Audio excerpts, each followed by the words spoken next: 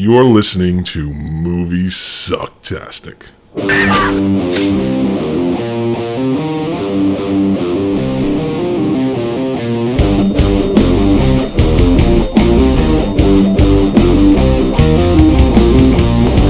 Everybody gets pies. Okay, no ice cream, olive oil. We can select people. We can do it where they got the hip. No one follows us, or I kill myself and then her.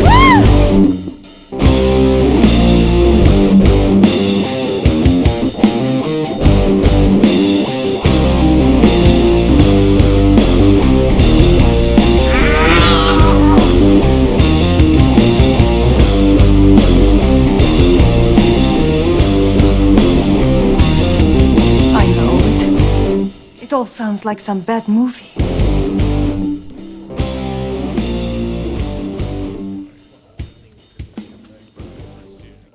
And luckily, to ease me into this, we are reviewing today nothing new, an older film. We just grabbed one at random that we've both seen, trying just to get a little bit out of our the mainstream or the obscure. And so I think Joey chose this one. I did. Yes. So how about this? You can tell everybody. Billy Crystal, Meryl Streep. No, I'm sorry. Billy Crystal, Bette Midler in Parental Guidance. Have you seen the trailer for that yet?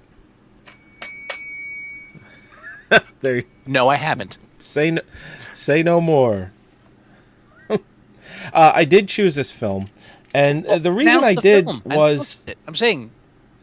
Or are you gonna? Oh, I thought you said it already. I'm sorry. I'm sorry. It's the. I'm sorry. It's the Night and Day. It's the Tom Cruise and Cameron Diaz film called Night and Day. Now it's. I'm sorry. It's the Night and Day film called Tom Cruise and Cameron Diaz. This is volleyball night all over again. It sure is. Easy serve. Joey's looking the other way. Bloody nose. I'm sorry. Go ahead. That was me. Yeah. No, and what happened was, I've seen this movie 3 or 4 times, and every time I've seen it was completely unintended. I never went and sought out the film to watch it. It's always just been on TV, and I'm flipping through the channels, and I've caught it at different times, and I've seen it completely at least once, and it was on probably about a week ago. About 2 a.m. I couldn't sleep, and it was up. I was up, and it was on. And I came to the conclusion that I really enjoy this movie. And I felt that even though we do a show about bad movies, that every once in a while, it's nice to do a show about a good movie. I think this is a very good movie. Well, I don't know about very good. And again... No, it is very good. Well, I mean, if we wanted to, we could make arguments bad film. I'm sure we could pick a bunch of things out. And I'm not 100% happy with the whole thing. I don't think it's what you'd call a perfect film or even a great film. But no, it's not perfect. But I think I'm along the same way where I was acquiring films for my Scotflix database, and I'd never seen Night and Day. I said, well, give it a shot. So I think it was late at night, too. I just throw this one on, and I'm expecting not to like it. So, okay, Tom Cruise action, goofy action, thriller, what have you, and I enjoyed it. I was surprised, too. After halfway through, I was like, you know what? I'm actually enjoying this. This is actually fun. So, and I thought Oh, I'm sorry. No. Go ahead. Nothing else that we can't get into later. Go ahead. Oh, I was just saying, I thought the chemistry between Tom Cruise and Cameron Diaz was actually quite good. I thought the back and forth banter between the two of them, her in the beginning of the film is attracted to Tom Cruise, thinking that it's pretty much nothing more than, playful banter, and just I thought the chemistry that went, specifically Tom Cruise's chemistry towards Cameron Diaz, I thought was very good. I thought it was very good. I thought the way he kind of throws in his dialogue with her it's very cute, and I think it just comes along. I think it portrays to the screen. It gets to the screen very well, and I enjoy that. And every time it's on, I have to watch it. It's one of those films for me. I think I enjoyed it a little more than you. It's one of those. If it's on, I'm watching it. I enjoyed it. There's very few films I do that with. you know. Mm-hmm. So, Well, but I think the biggest thing for me was how good the chemistry was between the two of them. I didn't notice any chemistry per se. I mean, for me, it's just like put two big hot stars on the screen, and the two hot stars fall for each other. I mean, for Oh, me, I'm it's sure. formulaic enough where I don't really see any chemistry. All I see is Right. just positioning of box office stars for maximum profit. Well, and under normal circumstances, you're absolutely right. And it's not that you're not right in this case. I just think they did intend to do that. Oh, sure. And a lot of the times they don't give a shit about if the chemistry works. They just care about putting, like you said, big box office stars in the same movie. I just think it works this time. Oh yeah, no, definitely. I think I'll go that far to say that the chemistry works. Sure. I mean, I enjoyed this a hell of a lot more than I enjoyed Mr. and Mrs. Smith. Oh yeah. I mean, that was just. And that's one thing. If you go to the IMDb page and you look at some of the user comments, they compare this film to that a lot, and there are people that defend that Mr. and Mrs. Smith is the better film, and I like to call those people wrong. I mean, Mr. and Mrs. Smith. Not only was it just so there was a coldness to it, but there was no. The only chemistry, the only moment of that film I enjoyed was when after they find out that they're both spies, and they have to get away because all of a sudden all these other spies converge on them. When they start confessing all of the lies from the past, as far as like fake parents and fake anniversaries, all this stuff, while they're killing and fighting other spies, that had a kind of tension, humor, action combination that was perfect. And I just couldn't understand why the rest of the film couldn't master that. Yeah, no, and you're right. The rest of the film, which should have been tense and drawing you in and humorous, I thought was just boring up until that one sequence in the middle. Maybe, middle. Yeah, I say middle. And then after that, just I'm not interested anymore. So. No, and I'm surprised they haven't done a sequel because it made a ton of fucking money. Really, I didn't even notice. It came in wet. It did. It was a huge success. And it's what brought Brangelina, as the media likes to call them, together. They got together on that film. I thought you were talking about Night and Day being a huge success. No, you were talking about. I thought you switched. I thought back. You were talking about. No. Yeah, no. Night and Day was a bomb. All right, now my footing is square. Now I kind of had that feeling. I knew Mr. and Mrs. Smith did well. I don't know why. I do know why. Never mind. And Brangelina, whatever the hell that. It had Brangelina in it. Yep. Yeah. Yeah. No, here, I'll tell you what Night and Day did. It did you know what? And it cost a lot of money too. I think it cost $117 million. All right, it did okay. It made $76 million here, and it made $261 million worldwide. So it did okay. It's a bomb by American nobody went standards. broke. Nobody went broke, but it's still a bomb when you consider. I mean, if you don't make your money back in America, even if it's you're still making your money back nationwide or globally, it's still technically a bomb. I agree. They don't sink $100 million into a film hoping to make half of it back in the box office. They want to make it all back. Right. That's the. Yeah, Mr. and Mrs. Smith made $500 million worldwide. Jesus. I mean, I saw it. I didn't see it in the theater, but I saw it, so I can't criticize people for seeing it. I can criticize people for spending that much money to see it.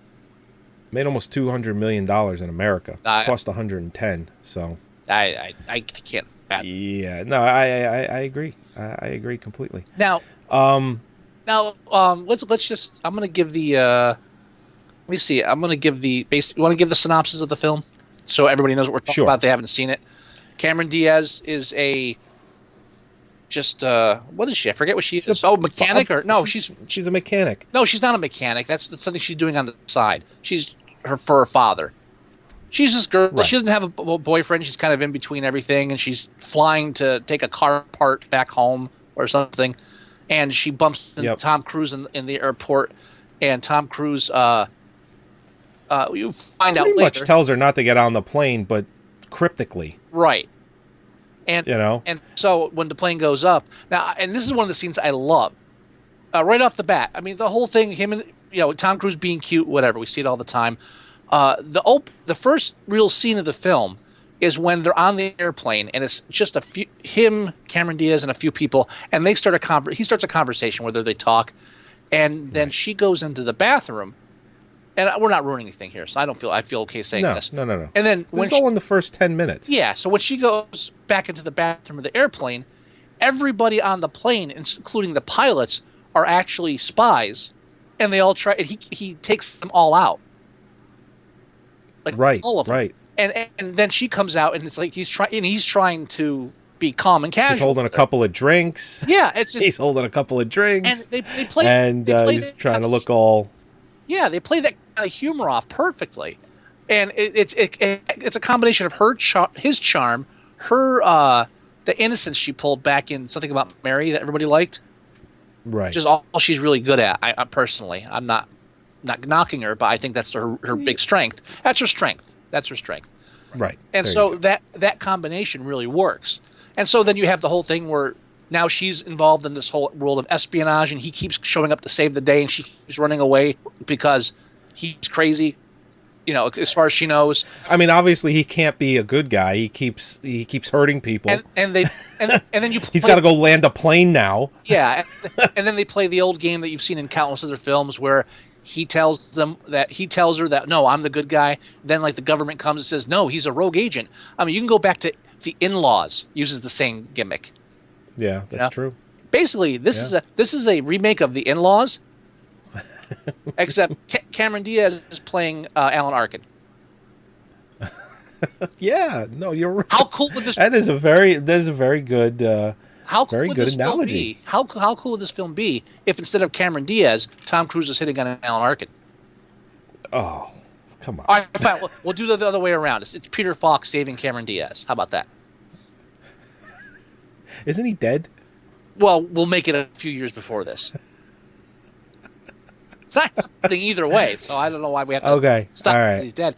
Now, you compared it to Mr. Miss. Well, I compared it to Mr. and Mrs. Smith. A lot of people did. I think everybody, and I don't compare it to it saying they're the same. I just compare it because it's similar, and I think that's where it ends. Yeah, I like to compare it to an older film and a more obscure film, The Real Men. Oh, John Ritter and Jim Belushi.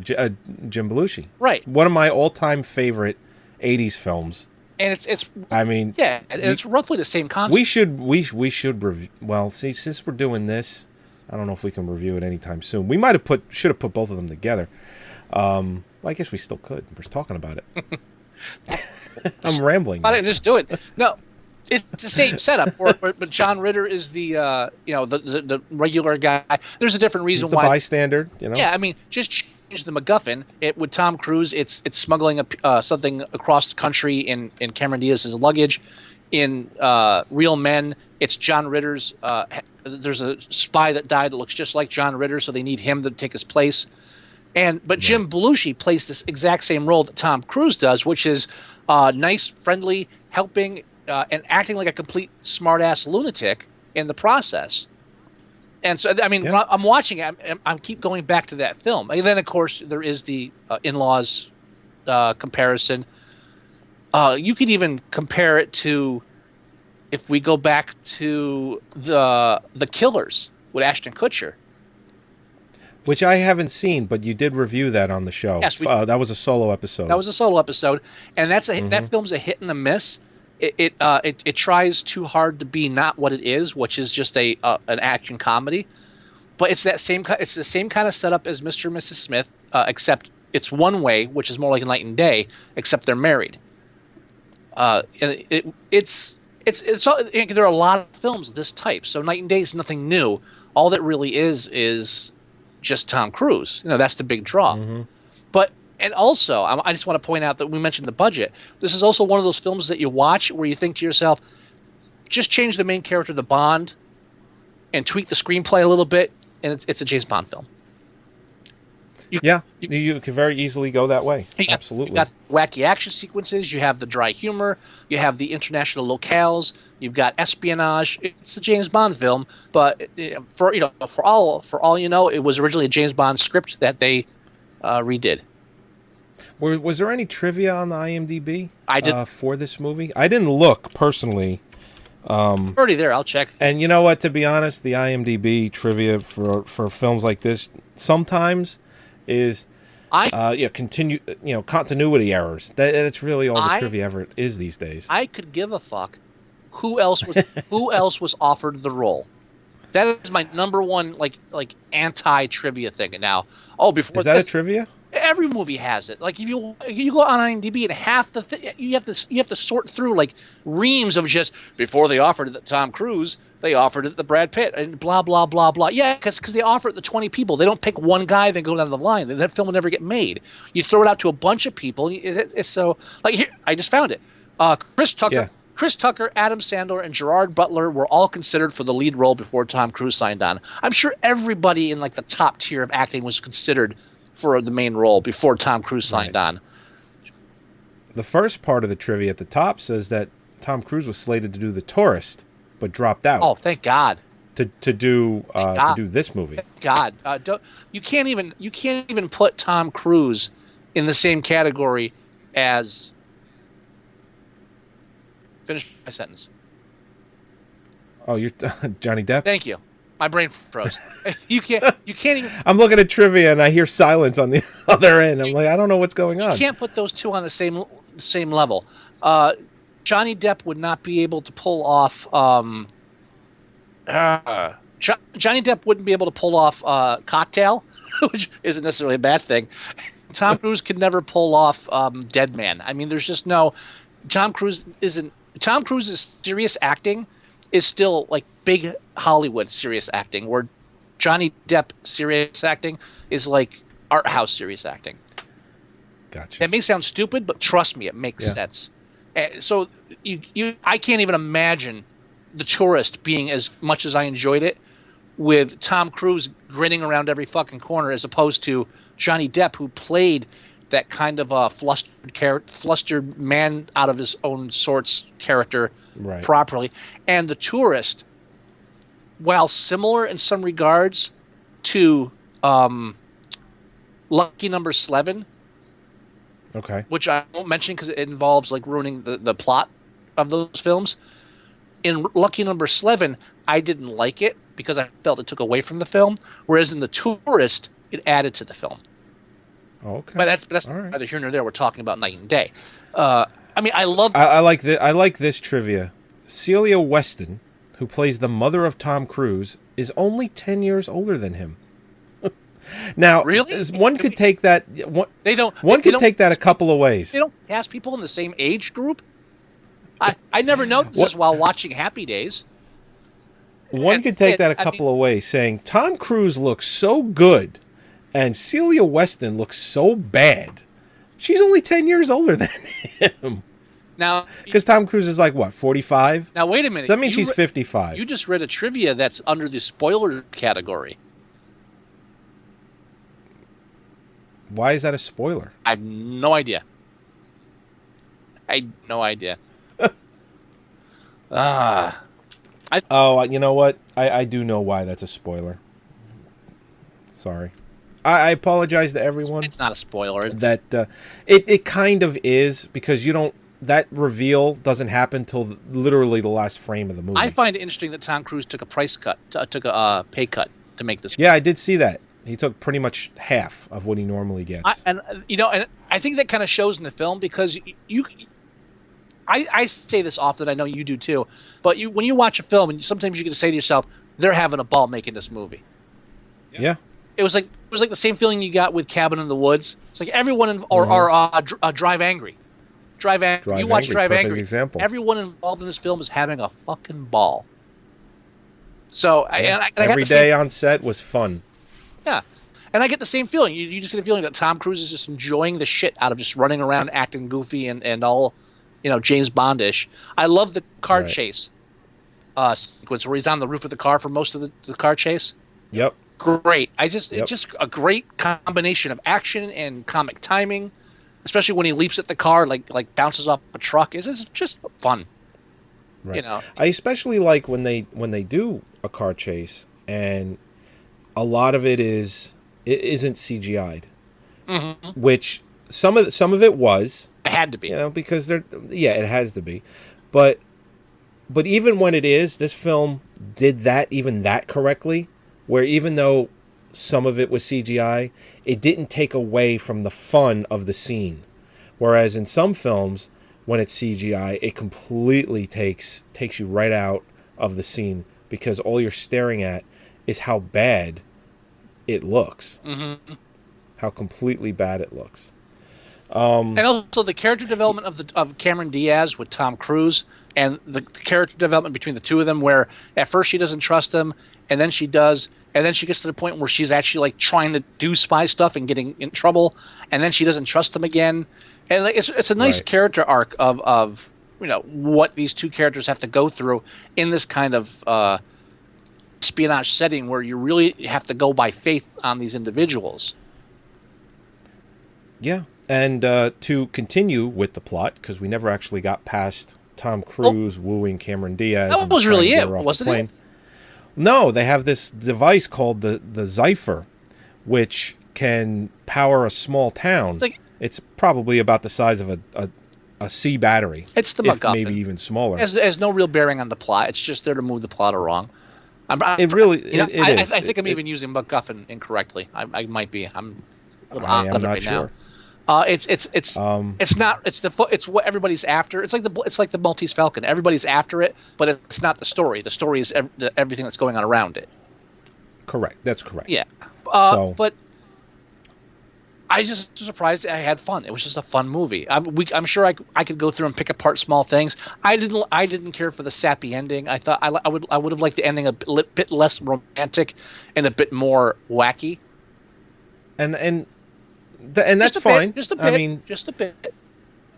no, and that's fine. But I think, like, for somebody like me, and to go back to the chemistry of the two characters, Well, to like- enjoy the chemistry as much as I did, to have Somebody that like kind of an you- ending. Somebody like what? you. What does that mean? Somebody like you. No, okay, maybe I chose my words wrong there. I said somebody like me that enjoyed the chemistry. Okay. All right. Or I should just say I enjoyed the chemistry. There you go. And because I enjoyed the chemistry, I enjoyed the ending.